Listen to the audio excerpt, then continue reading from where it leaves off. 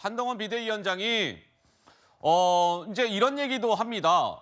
어제 이제 좀 표현이 좀 다소 이제 거칠어졌습니다. 뭐 정치를 무엇같이 합니다라는 얘기가 두 차례 나왔습니다.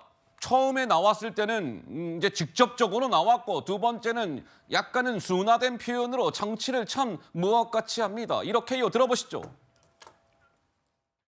정치는 굉장히 중요합니다. 여러분의 삶을 모두 바꿀 수 있기 때문이죠. 정치를 배같이 하는 사람이 문제인 거지, 정치 자체에는 죄가 없습니다. 저는 그렇기 때문에 정치를 하러 나왔습니다. 범죄자들이 여러분을 지배하지 못하게 해주십시오. 국민만 보고 찌르시면 세상이 바뀌고 범죄자들이 물러갈 겁니다. 제가 장관할 때 야당 의원들이 저한테 이렇게 말했습니다. 너 왜 이렇게 정치적이냐고. 저는 정치가 너무너무 중요한 걸 알았기 때문에 그 사람한테 이렇게 돌려줬습니다. 당신은 도대체 왜 자기 직업인 정치를 그렇게 비하하냐고. 저는 정치를 뭐같이 하는 게 문제지, 정치란 말은 죄가 없고, 정치는 더 준비된 사람, 더 공익에 대한 사명감이 있는 사람이 해야 한다고 생각합니다. 이제 한동훈 비대위원장이 어제 저러한 발언을 했고, 그러자 민주당의 정청래 수석 최고위원, 서울 마포을의 민주당 선수, 이렇게 이야기를 했습니다. 한 비대위원장님 말이에요. 강아지들, 개들을 모욕하지 마시오. 개는요, 주인을 위해 충성을 다합니다.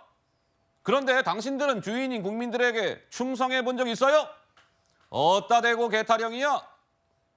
강아지들, 개에게 사과하시오. 강전혜 변호사, 무슨 생각이 드십니까?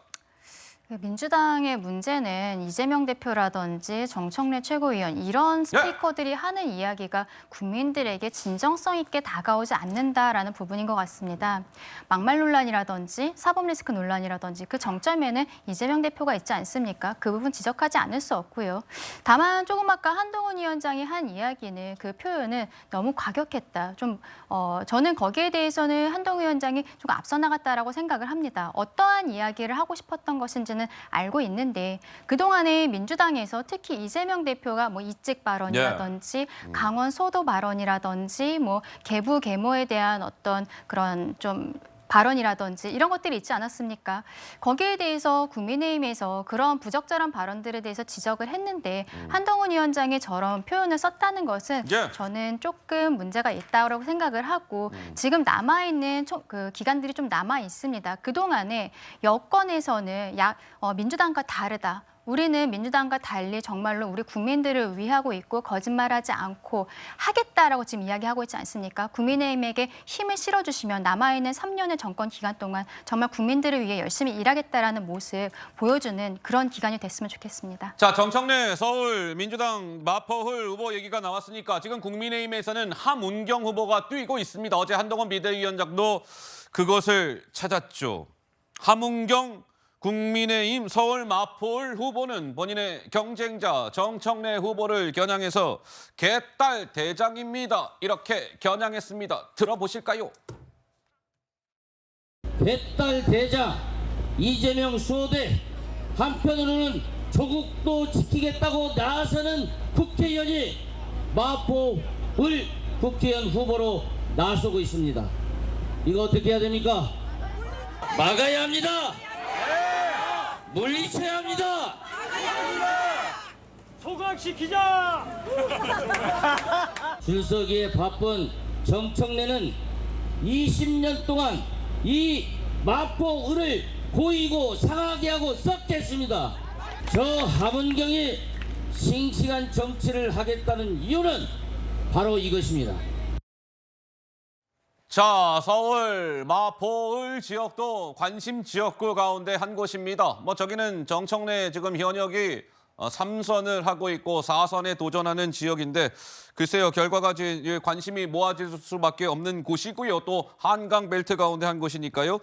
자, 그렇다면 이제 선거가 12일, 이제 정말 코앞으로 다가온 가운데 정당 지지도는 요즘에 좀 어떠하지? 혹시 궁금한 분들 안 계셨는지요? 오늘 매주 금요일은 갤럽이 조사 결과를 발표합니다. 정당 지지도 이렇게 나왔습니다.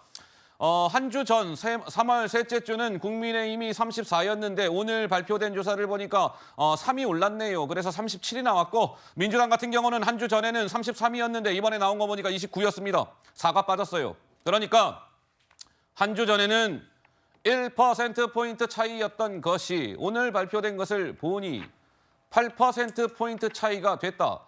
1%포인트 차이는 오차범위 아니기 때문에 뭐 사실상 같다 이렇게 봐야 하는 것이고 오른쪽 오늘 발표는 8%포인트 차이. 갤럽이 아마 오차범위가 플러스 마이너스 3.1%일 겁니다. 따라서 8%포인트면은 오차범위를 벗어나는 숫자입니다. 어떻습니까? 성치훈 부의장님, 이 정당 지지도는 좀 의미가 있는 것일까요? 민주당으로서는 상황을 인식하기에 매우 적절한 수치인 것 같습니다. 지금 국민들께서 예. 지금 민주당이 잘해서 판세를 좋게 만들어 주신 게 아니라 민주당보다 지금 국민의힘이 더 미울 뿐이다.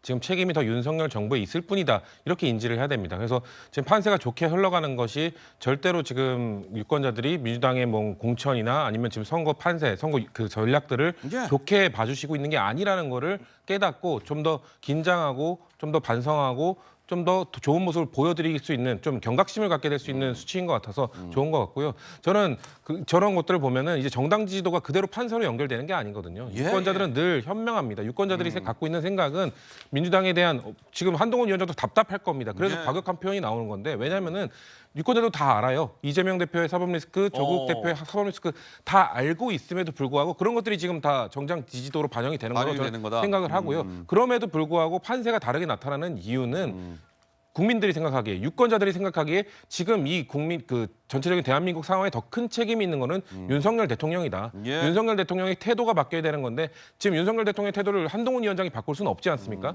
그렇기 때문에 한동훈 위원장은 답답한 마음에 뭔가 표현도 격해지고 뭔가 지금 동요하지 맙시다라고 하는 게 본인이 동요하는 게 아닐까라는 생각이 들 정도로 그래서 좀 그 마지막으로 한 말씀 더 드리면 그 수치를 보고 민주당은 더 긴장해야 된다. 판세에 만족할 게 아니라 지금 진짜로 우리는 과반 한 석이라도 더 얻는 게 지금 더 위험한 상황이라는 걸 더 깨달아야 된다고 생각합니다. 예, 알겠습니다. 어쨌든 이번 이 갤럽 조사는 국민의힘과 민주당이 8%포인트 차이, 오차범위를 벗어나는 숫자다만 이런 것인데 12일이라는 날짜가요. 뭐 길다면 길지만 또 짧다면 짧은 시간이고 뭐 변수는 많이 등장할 수 있으니까 여론의 흐름이 하루하루 어찌 변화하게 될지 지켜보도록 하겠습니다.